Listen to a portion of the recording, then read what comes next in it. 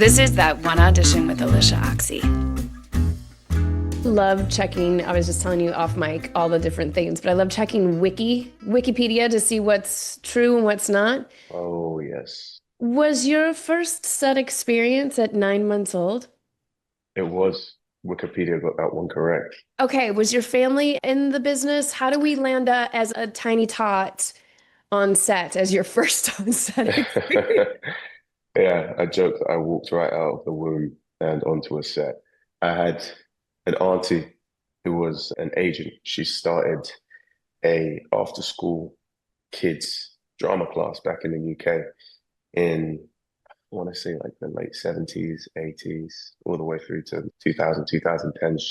She ran it for. I think it's still going now, actually. But so many kids came through the classes that she eventually thought I should start a boutique agency here.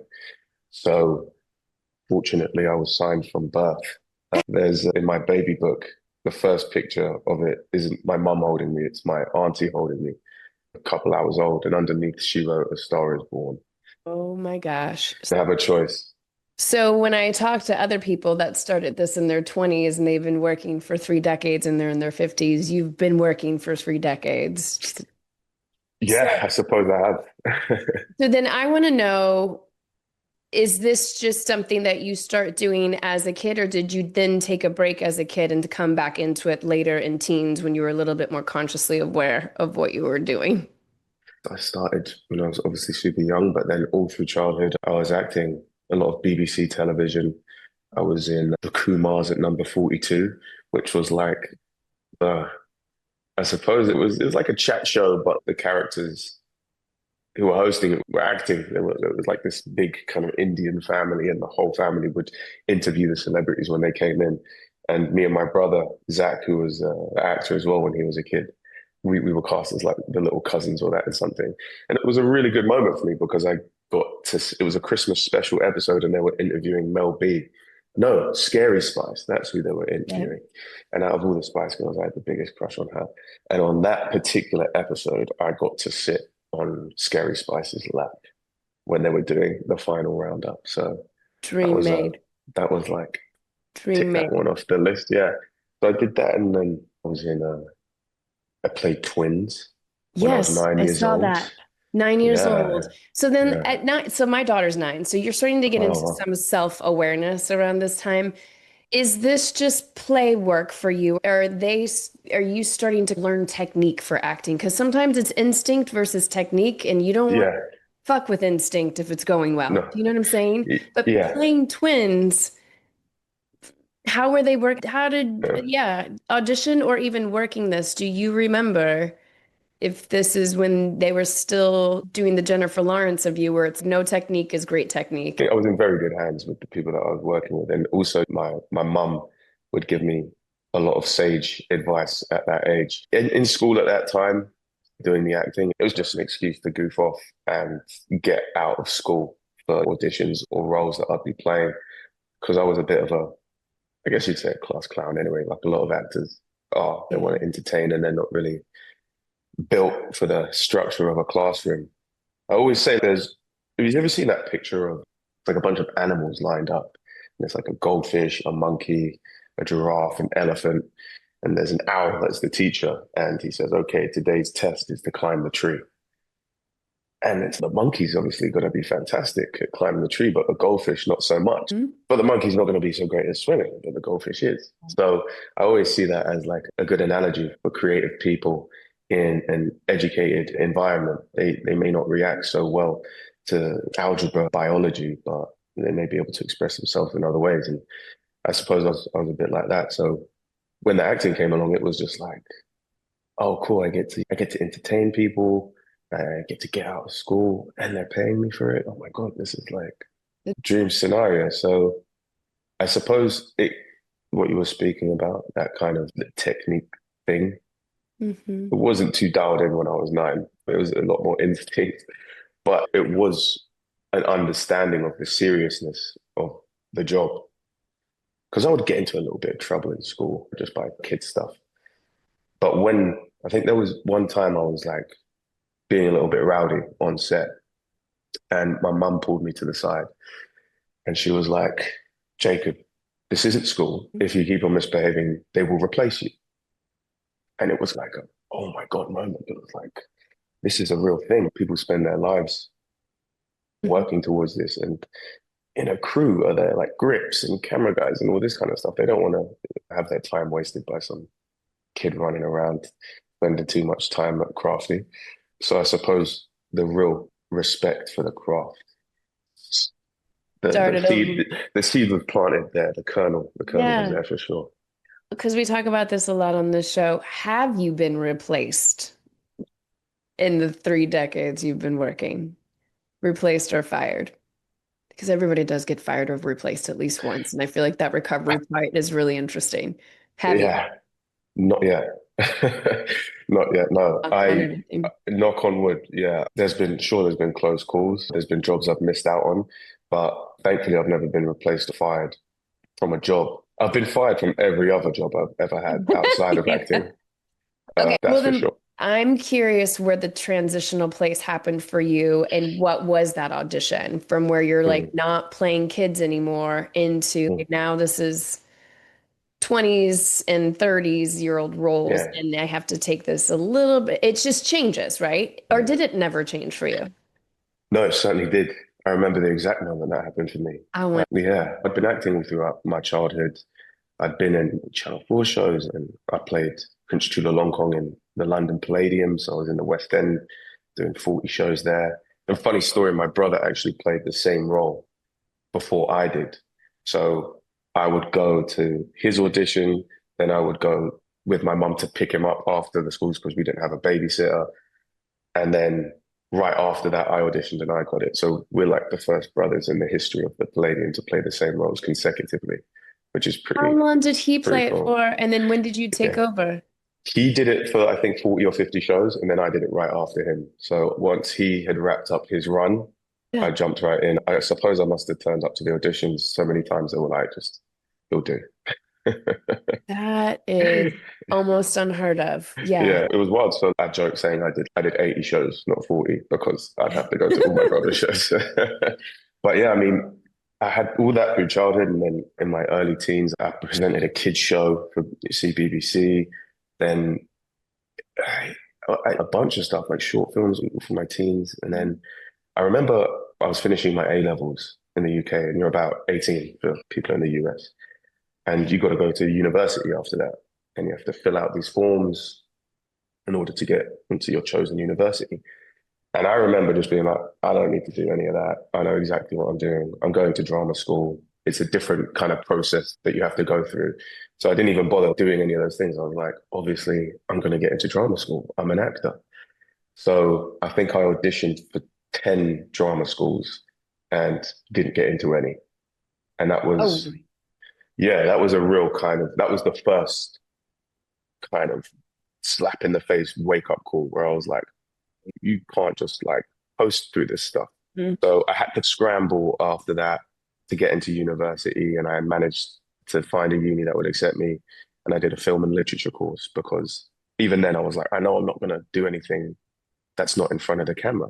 So I just did something closely adjacent, as closely adjacent to that as I could find. And there was like no acting work coming my way while I was in uni. And you're a broke student Yeah. and you're surviving on pasta and beans on toast. And I was up against it, man. And I remember I called my agent, who was still the same agent that I had since I was born, my auntie. And I was like, you got to get me out of this bind. I need something here. And she found this play for me to do at Christmas time. And in the UK, we have these things called pantomimes. And a pantomime is like a very camp, fun, audience involved Christmas play. You do either Aladdin or Peter Pan or something like that. And there's always a dame, and the roles are reversed. It dates back to like many moons ago in British theatre. It's a big kind of cornerstone of our theatre community. So I got this gig to play Peter Pan at the Harlow Playhouse in Harlow, in Essex. And it was like I was in tights and wires and singing Defying Gravity, and it just totally wasn't my bag. But it paid me a bit of money to be able to survive uni. So I was like, this is a job. I'm grinding, man. But that was like not at all what I had envisioned when I was a kid growing up. I always thought, oh, I want to be a big Hollywood movie star. So I was a million miles away from that, but nonetheless, still working and still very grateful for it. And then I graduated uni with my degree. And it was like this moment of, okay, no more safety net. You're an adult, you're out there in the world now. What are you going to do to keep the lights on and survive? And I remember auditioning and not really booking anything. And you do a million odd jobs in between to make a bit of money. I was a waiter in the bar back. I was a bellhop at a hotel. I was a landscape gardener for a bit.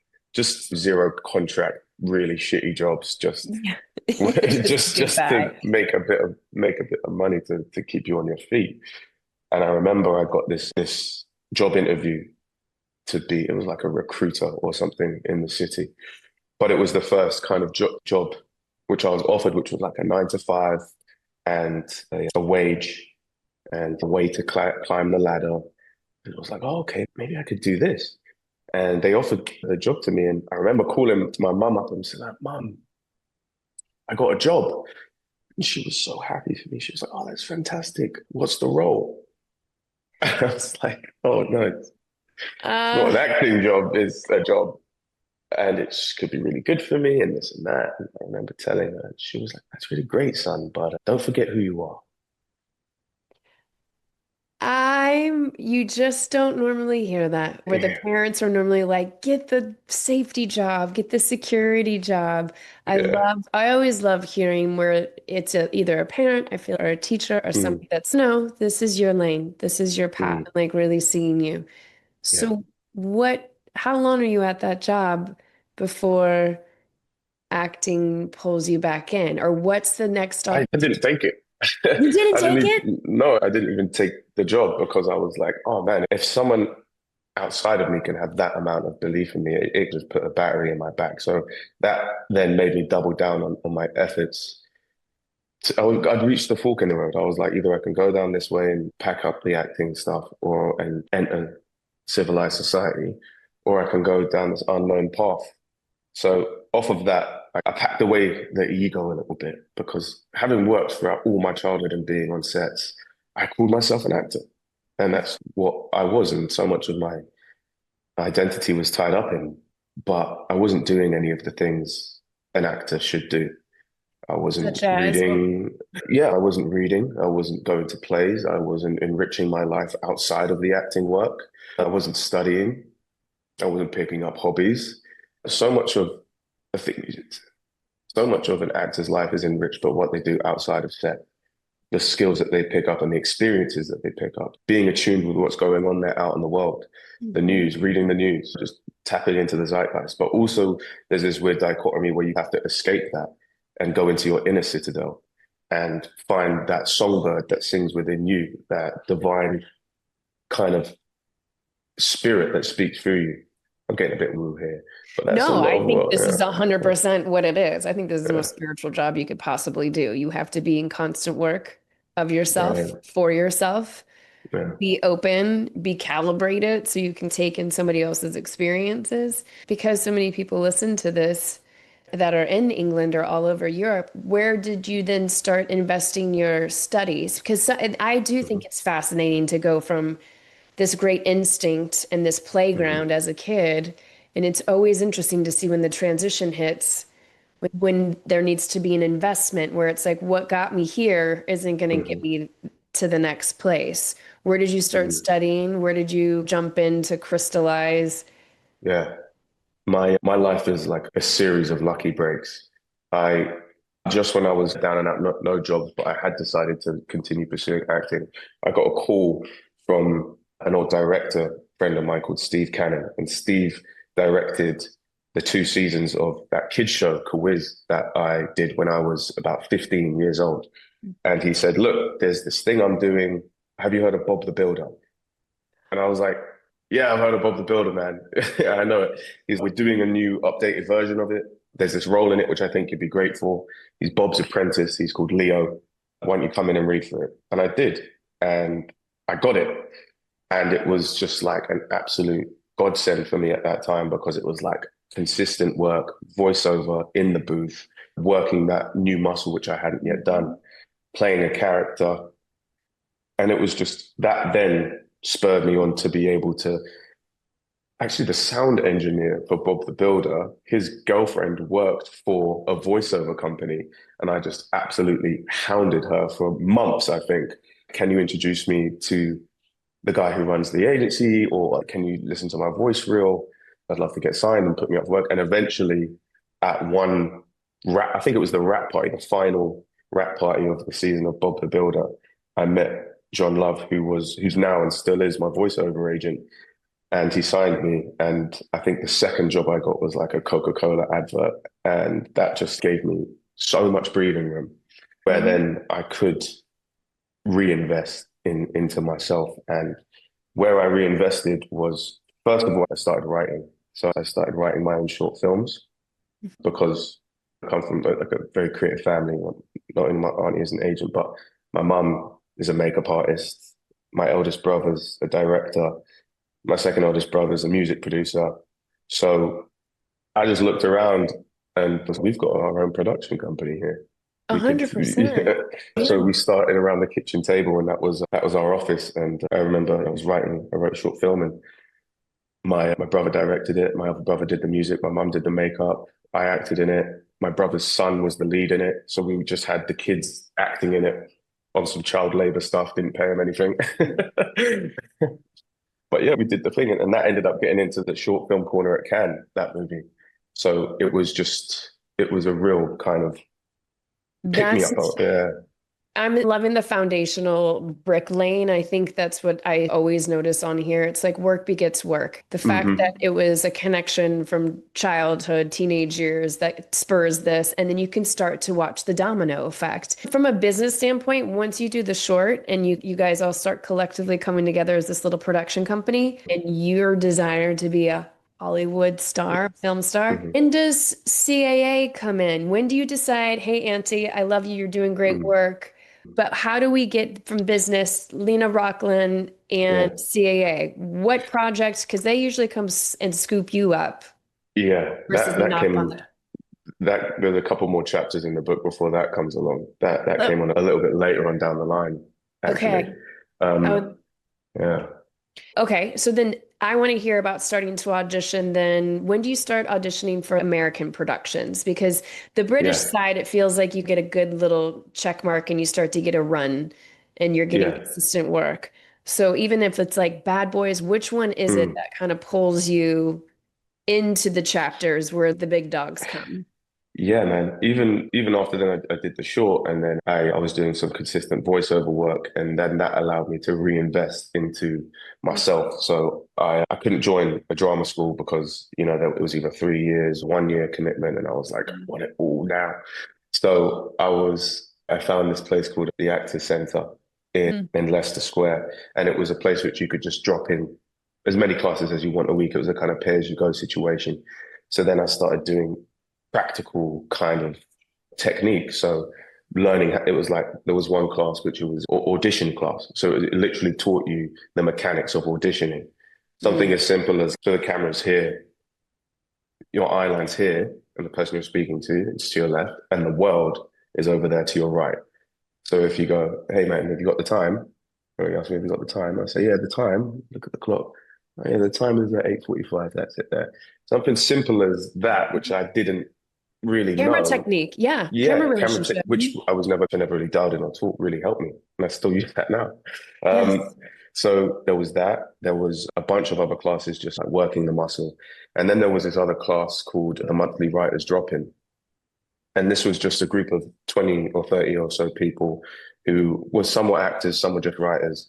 And you would come in once a month and a bunch of people would share a scene or two from whatever they were writing, a play, a film, a short, a monologue. And you'd get the chance to hear it read out loud and hear a bit of constructive criticism. So I had another short which I had written, and I thought, I'll bring it into the Monthly Writers Drop-In. And I heard it read out loud, and it was just really bad. It wasn't great. I was like, okay. That first draft, it's like the Hallmark version. I always say the first draft is so melodramatic. It was like a vomit draft. It was really bad.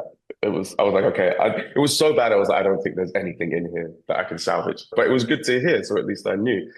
But then something interesting really happened. I was listening to another person read their stuff out, and it was this guy, and it was this play which he was reading, but it was just so overtly sexual that it was just, oh my God, I can't even explain it. It was like half the group were just cringing in their seats, hoping it would be over, and the other half were like rolling, laughing because of the ridiculousness of it.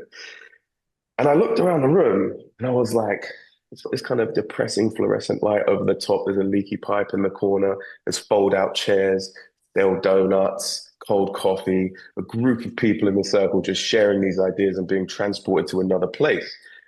Total like mix of people. I was like, this is a movie right here. Like this writers group is a movie. So I went away and I wrote a draft of a short film called The Writers Group in a week. And I had it ready to bring back next month. And I used the guy's sexual play as the opening of the thing. So then I got the blessing from the guy who runs the class. And I thought, he knows something about something. So then we went and shot it. We did a GoFundMe. We cast 8 different actors. My brother directed it. My other brother did the music. My mum did the makeup. So we ran that one back, and that got into the short film corner at Cannes again. And it's still one of the things which I'm most proud of, just from where the idea came to like the journey through it to the final product. Like, I'm super proud of it. After that, I was in a good place of creativity. I felt like I was rolling a little bit. I was doing the work. I was in classes. I was dialed in. And then an audition comes through from my UK agent. Again, I was auditioning this whole time, but like not getting anything in the UK. So it wasn't like I was doing great by any means, but I felt good. But so then this audition comes in for this movie called The Outpost, it was everything I was looking for. It was like a phenomenal cast, a brilliant director, a real role, a great script, shooting on location, and it was like an American film. It Yes. was like, This is oh for my, Lionsgate, right? Is it yeah, Lionsgate? Uh-huh. yeah, correct. And it was a true story. It's about these 40 American soldiers in an outpost in the Kamdesh Mountains and their lives there, and how one day there was this huge attack from the Taliban. About 400 Taliban hit the outpost, and it was just a phenomenal script. So I was so happy to even just be seen for it. And I remember I do the self-tape on a Tuesday. Yes. And Walk me through some technique yeah, stuff, because now you've also been in class. yeah, Like you said, yeah, you've been doing the audition class. So especially yeah, real life material, other than yeah, reading the script, because people eat this shit up on the podcast. yeah. What did you Well, do to like script analysis down to like how did you shoot it? the process for this audition was fairly simple. I was only given the sides. I wasn't given the whole Mm. script. So it was 1 or 2 scenes, and the scene was like in the post-battle haze. They're back in the barracks after a massive firefight, and my character was just like high off of the action. Like he felt like he really loved it. So he felt like a bit of a live wire for me. So I felt like I had an opportunity to really push it. So I did. I shot it in the attic of my mum's house with my mum reading opposite me. I put on my favorite army fatigue greens shirt, so I looked like I was in the army, and I just let it rip. And I got to give props to my mum. I think she's like the greatest acting coach ever. She really pushes me, and she knows me as well. So in my early days of acting, she would help me with all my self tapes, and when I'm in a pinch back home, she still does, which is great. But anyway, I did it, and then the next day I was back at work. This was when I was a landscape gardener in Kenwood House in Hampstead Heath. And it was my first shift. I remember I just got this job, and I was like, okay, I can work this job while still doing the voiceover, but get a bit of extra money and have some routine, but still do the acting classes. And I was back at work, and I was at the top of this hill. It's like geographically where it is in London. It's like this field in the middle of London. But so there's no reception really up there. And I remember I get a call from my agent. She's, you're going into the casting tomorrow to Dan Hubbard casting to do an in-person read. I was like, phenomenal, this is great. I was like, and I've never met him before, and I'd always wanted to read for him. This casting director who cast all these brilliant things. I was like, phenomenal, amazing. So I remember going into Leicester Square and walking into the room, and I was the only one in there. And I was like, am I late? Am I early? What's going on? And I did the tape. I read it in the room. I guess they just wanted to have a look at me in the flesh. And I left, and I remember thinking, what was that about? It was weird. There was no one else in there. And I hadn't realized it, but I was the only person they were seeing for it at this time. And I'll tell you why a bit later. I remember going back to work the next day, and I got another call, but it was from like a foreign number, which I didn't notice. And I had so much mud on my hands that I couldn't like swipe open the thing. So I'm like, what's this number? Oh my God, this could be it. This could be it. Pick up the phone, and a voice on the other line is, hello, is this Jacob? I'm like, yeah, this is Jacob. He goes, hi, this is Rod Lurie, I'm the director of Outpost. And automatically, I don't know why, but I just go into an American accent. I'm like, hey, Rod, how you doing? So, all right. I'm like calling him in Rod on first name basis. Never met the guy. What do you want to? I was like, not much, just chilling. Okay. So you read the script, what'd you think? I was like, I haven't read the script. I read the sides. I love the role. He's like, okay. You in good shape? I was like, I'm in phenomenal shape. I was just like, I could stand to lose a couple pounds. You know what I mean? But I was just lying through my teeth. He's like, you ever shot a gun before? I was like, yeah. Very proficient in weapons. Never shot a gun in my life. He was like, okay, what would you say if I asked you to come to Bulgaria to shoot this movie with me? And I heard what he said, but it didn't really sink in. But I remember responding, Rod, you asked me to do this movie with you. I quit my job and I'm on the next flight out there. I said, okay, let me give this a hair of thought. And he hangs up. And I remember like looking at my phone, and the call log, it said 4 minutes and 57 seconds. That's how long the conversation was. And I was like, I sat down on the bench where I was working, and it was really quiet. And I'm in like this beautiful part of, these fields in London, right, with Kenwood House. You can see the whole of London from there. And it was a little bit overcast and drizzly, but really quiet. And I was like, 4 minutes and 57 seconds. That's the call. That's the call that's going to change my life, or not.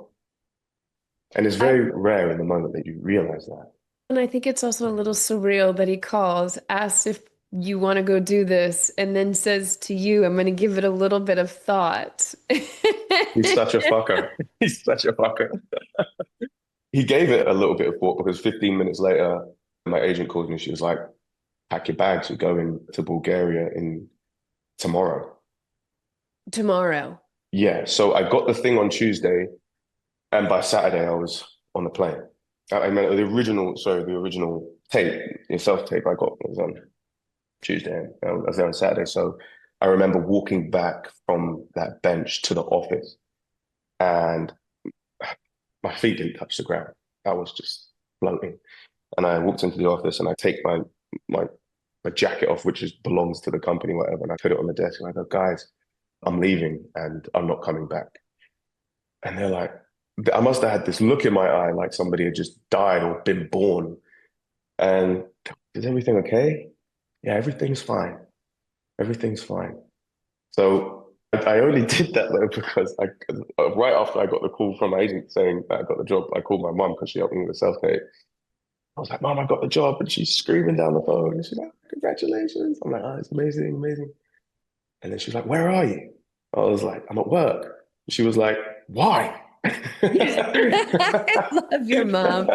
This is brilliant. Like, why? I was like, I don't know. So I went home. I picked up like a bottle. I didn't even pick up a bottle of champagne because I couldn't afford one. I got like a bottle of corner shop Prosecco, and I went home and opened it and then started packing. And on Saturday, I was in Bulgaria. Sunday, I was at a table read with the whole cast and director and producers, meeting everybody. And Monday morning, I was on set shooting. Okay, and now you're working with a really dynamic cast, and I'm curious what you learned that was different, obviously, than you being on set as a kid. This is a much different experience. What were some of the things that you picked up along the way? Because it does feel like once this movie hits, then it's something that you just keep working. That's a great question. I think the number one thing I learned was not to ask permission, was not to pussyfoot around, especially because this was like a very muscular, testosterone-laden war movie, and nobody was going to hold your hand through it. I looked at the other actors, such talented actors who have gone on to do such amazing things since Caleb Landry Jones, Taylor John Smith, Jack Kessie, You Orlando got Bloom was in got the it. whole list. Even you've got Yeah. some great, also Nepo babies. We got some Milo Gibson on here. You've got some Yeah, it interest in was. Scott Eastwood. It was like this. I think even Mick Jagger's son was in it. I think Yep, James James Jagger's son was in it. Jagger. Yeah, Like yeah, it yeah, really, yeah, when I yeah, saw yeah. this, I was like, wow, But these Daniel Ray guys, like, Rodriguez. yeah, Yeah. Danny Rodriguez is a phenomenal dude who's still a very close friend. He actually fought in the Battle of Kamdesh as a soldier in the mortar pit, survived the battle, went to UCLA, played for the Rams for a season, heard this movie was getting made, asked about it, said, who you got playing this guy? Me. We haven't cast someone yet. He was like, cast me. And he ends up playing himself in the movie. He's had this phenomenal life and he's such a good dude and a great actor as well. Like the Close on that. best boot camp you guys could possibly have. It was such an incredible boot camp. It was, and I learned how to shoot a gun when I got pretty good at it by the end, and explosions going off in your face. And yeah, there was the way Rod shot it, he shot it all in oners. So there'll be these long 3, 4, 5, 6, 7, 10-minute scenes sometimes with no cuts. So sometimes you may just have 1 or 2 lines in that scene, but it could be at the 2nd minute and the 8th, but you're still there in the mix. So you just have to be so alive and so aware of your surroundings and so present. And that's what I learned. And I learned to take the opportunity by the scruff of the neck to look it in the eye and make it mine. And I remember there was the table read on the day before we started shooting. And I'd actually come in. The reason why it happened so quickly is because another actor that they had hired for that role hadn't worked out. So they needed a quick replacement. Like I asked earlier, have you been Yeah. replaced or fired? You stepped into the shoes. Yep. It was a really unfortunate situation for that actor, but he was a great guy and I love the guy. And he ended up staying with there shooting the whole time he was in the movie. But again, like I said, my life has been like a series of lucky events because I came in and just I knew this was my opportunity, so I wasn't going to let it go. So in the table read, I've got like this one line where I'm like shooting the gun and screaming and shouting, and everyone's reading it how you normally read it in a table read, just saying the words. But I took it as my chance to like let me make my mark. So I remember like screaming it, standing up, screaming, shouting, and everyone looked over me like, "Who the fuck is this guy? He needs to chill out." And I remember Rod was like, "Okay, I'll buy it."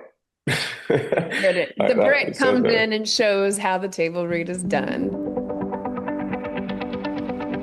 The TV and film landscape, it's constantly changing, but traditional actor training has largely remained the same. It's focused on a theater model whose main goal is to help you stretch the expression of your instrument.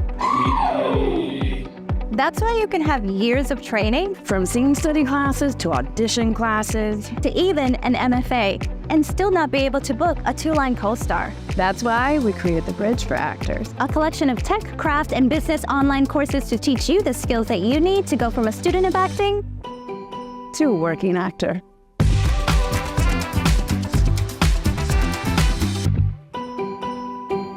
And just to catch the audience up, after this, then you had Bad Boys for Life, which you end up doing the sequel for that as well. Then Expendables comes in. So when now circling back to the business question, does CAA come in after Outpost or do they come in after Bad Boys for Life?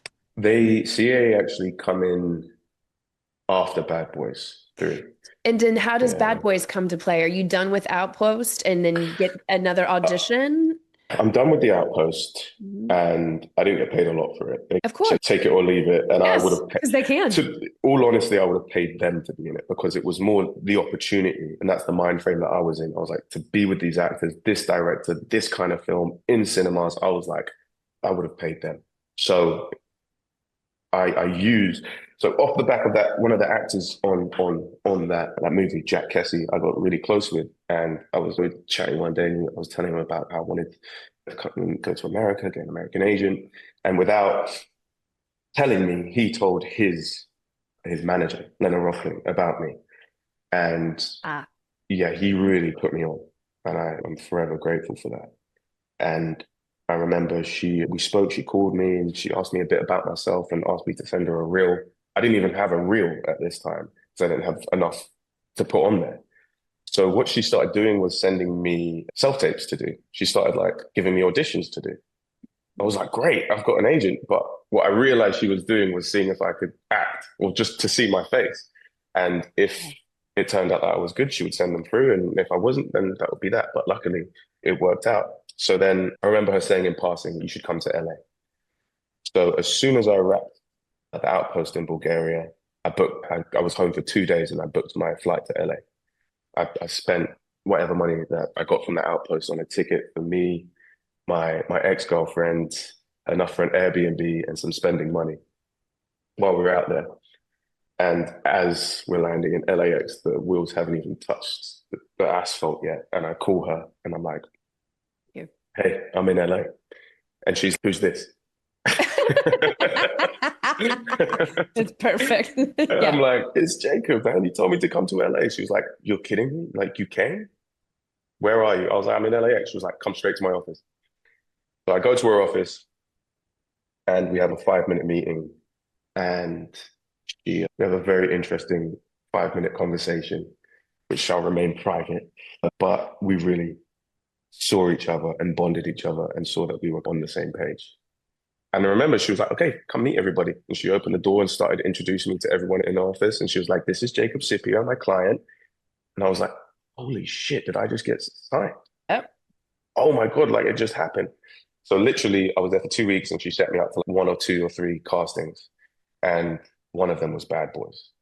And I remember when the email came through on the title, the head of the email says like Bad Boys 3. I was like, And imagine, was this pre-COVID? So were you going in the room or did you have to make a tape for this? So this was 2019, late 2019. It was a real kind of dead time in LA. Nothing else was happening, just that pre-Thanksgiving, weird kind of Thanksgiving, Christmas time where nothing really is popping and everyone moves it to the new year. So the first time I went in was with Betty May casting. I was just gonna say, it's Mary Venu, right? Yep. Mary Venu, yeah. Great yes, office. indeed. Again, Jacob, golden spoon right in your mouth because great management company, incredible casting office to walk right into. It was like a dream. It was a dream. And Betty's been so amazing to me since. She's cast me in a bunch of stuff since, and I've got a lot of love and a lot of time for her. I think she's incredible. But I walked in with this just like childlike wonderment. I had no frame of reference of the town or what the business was, but I knew what Bad Boys was. I grew up on that, so I knew it was a big deal. But again, when you get these pages for the scripts, you don't get the full script. You just get sides. Sometimes the sides don't even make it into the sides. Full sides. So I remember there was not a lot in it. There was not a lot on the page. So I thought, all right, what can I do with this? I didn't know who he was. I thought he was like just going to be a bad guy number 2 or 3. And if I was like, great, imagine if like I get to get shot by Will Smith or Martin Lawrence. That would be dope. That would be incredible. So I do the casting, still not knowing who I am in like the universe of Bad Boys. And casting goes well. And then I say my goodbyes, and then a couple of days go by, and it's time to leave. I think I'm leaving on the Sunday, and it's got to Saturday, and I'm like, oh, okay, I guess that one's gone away. But at least I met some really interesting people. I got a manager now. Awesome stuff will keep coming. And then my agent called me. She was like, you have a recall for Bad Boys 3 with the director. I was like, fantastic, phenomenal. I was like, when? She was like, sometime next week. I was like, oh, I'm not going to be here. She was like, what do you mean you're not going to be here? I was like, I'm leaving on Sunday. She was like, just extend. I was like, you don't understand. I am broke. Like, I cannot, like, there is no extending. I have to, if I don't get this flight, I got nowhere to stay. I don't know what else out here. She was like, okay, just calm down. Let me make some calls. She called me like 45 minutes later. She was like, when do you leave? I was like, Sunday at 4. My flight's at 4. She was like, okay, you're going in on Sunday at 11 to Jerry Bruckheimer's office. I was like, okay. And I was like, this is my first time in LA. So I was like, oh, they must do Sunday castings all the time. But no idea that this is, No idea. No Again, idea. you're going to be the only person in the room, just like for Outposts that you go. Yeah, I suppose so. I didn't actually know if they were seeing other people that day, but it was a sign that was like, I didn't take it like as a diss or anything that they were seeing me on the Sunday. It was like, oh, they're making time for me. This production is moving and flowing, and they're fitting me in as a favor to see me. So I walked in with a different energy, but I had a lot of gratitude for them for seeing me for that. But then the day comes around and we've got our bags packed, and it's me and my ex-girlfriend with all our luggage on our way to Jerry Bruckheimer's office on the Sunday. And I like to try and be in character, like as soon as I wake up on the day of the audition, or at least as soon as I leave the house. I was on the way and I was stewing and just getting in the mindset of it all. And we get to the office and we leave our bags there. And my ex is like sitting in the lobby. And I walk into the room and it's Jerry Bruckheimer's office. And Jerry Bruckheimer is like the man. It's just the mastermind behind all your favorite like 90s, 2000s, Everything. 2010 blockbuster movies. He's just a cornerstone of American cinema producers. And he's the first guy I see when I walk in, and he's sitting behind his desk. And I remember he had all these ornate pens behind his desk, like in front of his desk with a glass top so you could see all the pens. I'm in character, and I walk in and I see him and I see the pens and I go, which one do I sign the contract with? Like that. He didn't say nothing. He looks at me just cool as anything, just like smiles. And I'm like, oh shit, I've already fucked it. But like, I got to keep in character and I got to do the thing. So I do the scene, I meet the director. It goes pretty good, but I didn't really feel like I knocked it out of the park. You didn't feel that way. I think it's interesting because us as actors, it's really hard to say how you feel in the scene. And it's a hard judge whenever I feel like actors are like, I fucking nailed it. And you're like, yeah, you're not getting it. And it's usually one of the times that I've been like, yeah, I don't know. I really didn't do anything. Or I bombed that. Yeah. And those are usually the ones. So I always say, you can't say how you feel afterwards. I'm even curious to coming in like as character, are they redirecting you? Like, how are you operating in the room versus it's different than being at home and shooting it as a self-tape with your mom? Yeah. Is there any technique or anything that are other than you just go in as character? I go in as character because I can't believe that they haven't figured out a better way to audition actors than auditioning in all this time. It's like it's the craziest thing. But I do have to say this about the audition process. It is the closest thing to creating that level of tension and expectation that sometimes arises on set. Sometimes on set, there's a time crunch. You have to deliver now. The sun is setting, you know. Exactly. We're losing the light. The horse has to go back and get fed. Whatever it may be, like you have to deliver now, and that's part of your job.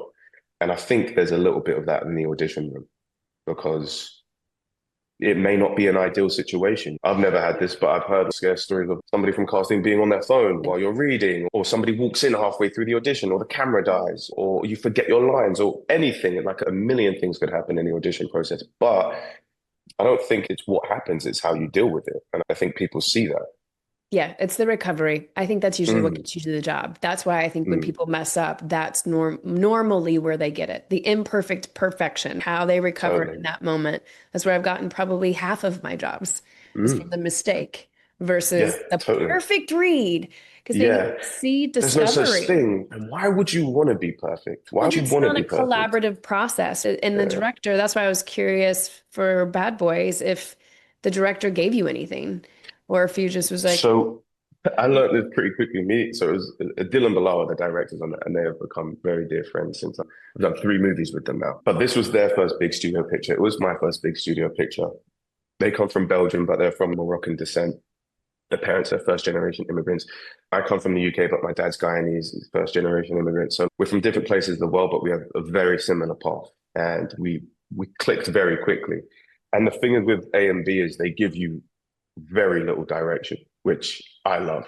They direct through melody and pacing and music rather than performance. As soon as they see what they know they need, they move on. And there's no wasted time. Patting your back and attaboys. It's all right, we've got it moving on. They direct on an X and Y axes. And the 4 most common notes I get from them is faster, slower, bigger, smaller. And you can point on that axis where they'll be like, do it faster and bigger, or they'll do it faster and smaller, or they'll do it slower but faster. Yes, yeah.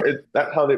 So I figured out a way just to read their directorial language very quickly. It just works for me. So I love working with those guys. But in the audition room, there was hardly any notes. That was it. So I walk out the room and I take my bags and I put them on the curb, and we're waiting for our Uber to take us back to London, to airport to take us back to London. And I'm just like stewing, like I didn't do enough.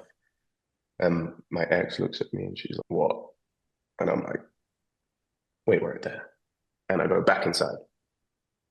I walk back inside Jerry Bruckheimer's office, which is just something you don't do. And I wouldn't recommend it because security will probably throw you out. But I got lucky. I'm walking around the office now thinking like, how can I make my mark? And I'm looking up on the walls, and he's got like the posters of Top Gun and Enemy of the State and Bad Boys and all these incredible, like Pirates of the Caribbean. All these my favorite movies are up there on the walls. I'm like, do I steal one of the posters? That would leave a mark. And if I like cause an OJ style police chase with this Jerry Bruckheimer merch, maybe that'll really make them think of me. But luckily, before I do anything crazy, I hear Jacob. And I look around the corner and it's Doug Belgrad and Chad Oman, and they're the producers on the movie. And they're like, they invite me into their office and they sit me down. They're like, so, how you doing? I'm like, good. And they're like, tell us about yourself. What do you want to know? Still in character. They're like, do you got any fight training? I was like, yeah, my granddad, great-granddad, they're all boxers. My great-granddad, Archie Sexton, was a bare-knuckle boxer in the East End of London, about 222 fights. He still holds a record for most fights ever. So I went, oh, that's interesting. He's a boxer. Okay, cool. Which is a true story, by the way. I was just going to ask. I'm like, no, it's a genuine true story. And then they were like, any weapons training? I was like, yeah, actually, I just finished this movie called The Outpost. We're shooting M240s, M4 carbines. Yeah, I'm very proficient in weapons training, which I was now by this point. They're like, okay. And they're looking at each other, and then they're looking at me, and they go, he does look like Will.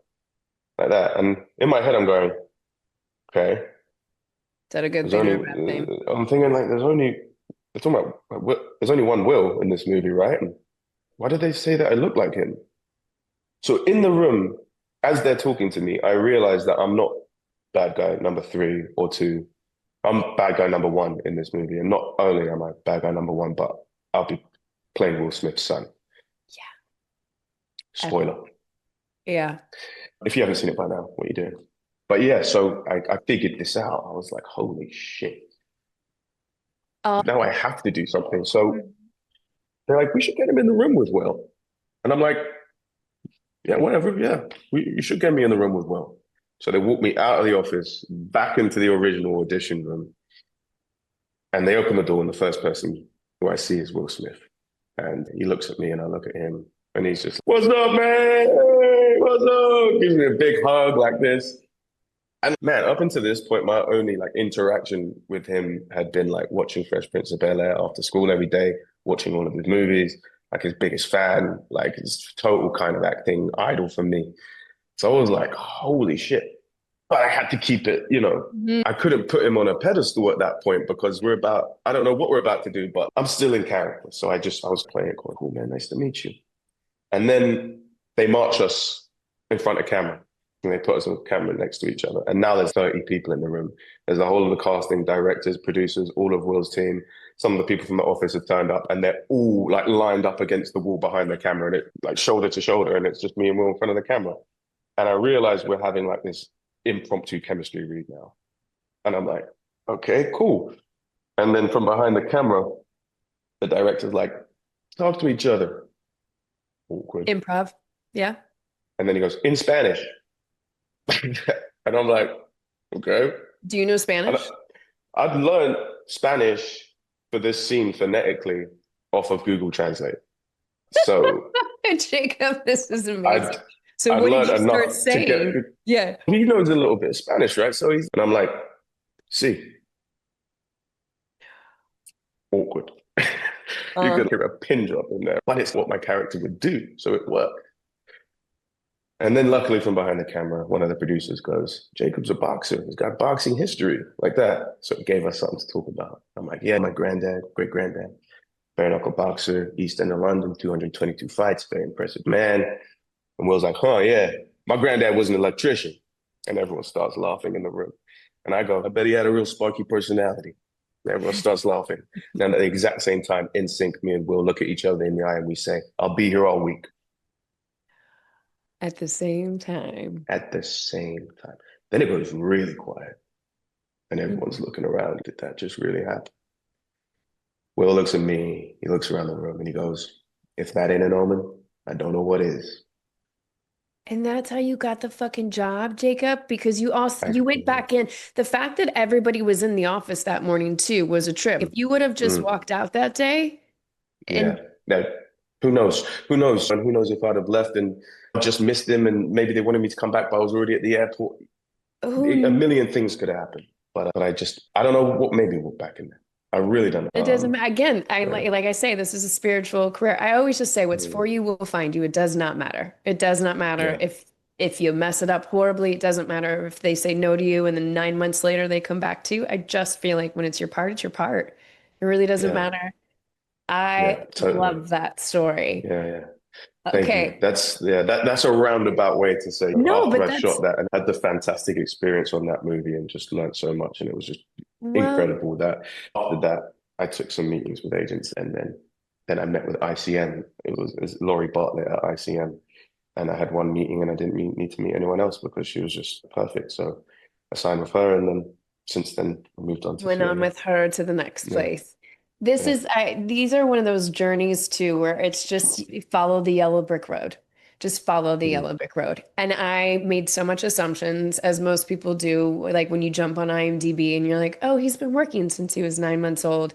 It's mm, just been easy, right? And I always mm, like to get to those moments where you have to recalibrate, right? Or where you have to understand, okay, this is a profession now, and now what do I need to do in order to create a career versus a job? As a kid, you were mm, getting jobs, right? As an mm, adult, deciding this is what you really want to do, using your family, creating a mm, production company, starting to make your own content, and then getting clear on the vision and mm, then sincerely fake it till you make. I think what we speak into existence ends up happening. You saying you have military, like arms mm. training, and you don't, but then you do this next time around. It's a Yeah. beautiful And thing when it all comes together like that.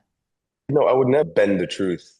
I think a lot of this career is bending the truth. You know, Oh, for it's you're, sure. you're you're weaving a wicked web the whole time, and you walk into whatever truth you start to talk about yourself, not just in this career, but in life. That's like words and your thoughts have so much power. That's when you speak negatively about yourself. Just be very careful when you do that because that will then metastasize, and it will come true if you do it enough. Just like speaking good of yourself will also good will come Yeah. into your life. I only ever said those things about the weapons training, etc., was because I knew I may not have the skill set then, but I knew for damn sure that I would put in the work and be ready by the 100%. time the cameras were rolling. Yeah. I think that's what we are as actors, right? Okay, I'm learning the lines right now. I'm learning what's required of me in this moment. I will Mm, put in the work and figure it out. You've put in the yeah. work, you figured it out, and now it's bam. Now it's then you have Bad Boys Ride or Die. You got Expendables 4. Maintenance required, I'm Mm. assuming was an offer. Yes? Yes. No, I read for that one. Let You them maybe still read for did, but it. isn't Luba Rockland, aren't they producers on it? They are indeed. And I'm really happy I read for it because you don't know you can do the thing until you do the thing. This was my first kind of rom-com role. It was my first big movie where I was acting without a gun in my hand. Yeah. Definitely a change of pace, but a welcome change of pace. But you don't know you can do the thing until you do it. So sometimes I've learned to enjoy the auditioning process now, more so as I see it less than I'm singing for my supper here, please give me the job. And it's more, this is my interpretation of the character, and I'm doing a scene today. And I'm here to work with you and take notes from you. Because if I just give it a total airball and get it wrong, I'm not going to sit back and say, no, this is how I imagined it. You're going to take your notes because again, like it's when the imperfections come in, that's where the real magic happens. Absolutely. Yeah. So You can't act in a I vacuum. auditioned. Yeah. I was just, again, making the assumptions because then that was going to be my next question. Because sometimes when you get to a level where you start getting offers too, it's day one is your audition because you're like, Mm, this is what I'm gonna do. And sometimes that goes really well and sometimes it doesn't. Just mm, at every mm, level of this industry and this business has its own learning curve and learning lessons. And that's mm, literally what this podcast is like, how we yeah, can learn from each other, how we can derive hope from each other. Really, like yeah, you sitting on the top of that hill being like, okay, mm, this is going to change my life. And therefore yeah. it did. It did in that moment. This was such a joy to hear how you've built this. And you've got some good stuff coming out. Do you know when the Onyx Hulu series is gonna have its debut? Yeah, I just did a bunch of ADR for that, and I got to see a little bit of it. And it's everyone in that is shining. It's looking phenomenal. We shot the pilot, so we're seeing if we get picked up. We should hear something mid-November. Great. Keep your fingers crossed for me for that Keep one your because that's a really good one. And then Maintenance Required is out on Amazon right now, currently, so It people is. can pop in and watch that. And then where can everybody follow along with you and keep watching? You've got 8 projects coming down the pipeline, so yeah, just a few Yeah. things, just a few. Yeah, no, it's been awesome. It's been awesome. Follow Instagram, yeah, Jacob Yep. Scipio. Yeah, What is it again? What is your handle? just my name, Jacob Scipio. Amazing. Thank you. Thank you for doing this. Thanks for letting us walk through memory lane. It was awesome. No, it's been a lot of fun. I enjoyed it so much. Thank you.